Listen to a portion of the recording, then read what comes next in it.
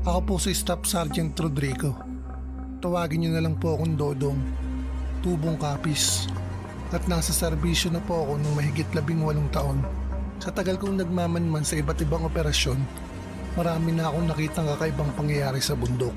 Pero ang naranasan namin noong 2017 sa Bukirin ng Antique, iyon ang hindi ko makakalimutan kailanman. Panahon niyon ng operasyon laban sa armadong grupo sa kabundukan. 3 araw na kaming nakaposte sa paanan ng Napulak. Wala kaming signal, puro dilim lang at hamog ang paligid. Ang tangi ilaw namin ay lampara at siga. Kasama ko noon si PFC Marquez, Corporal de la Peña, Sergeant Ramos at Private Ocampo. Mga veterano na rin sa gera, walang takot sa putukan. Pero sa gabing yun, hindi bala ang kalaban namin. Bandang 2:00 ng madaling araw, habang naka-duty si Ocampo sa perimetro.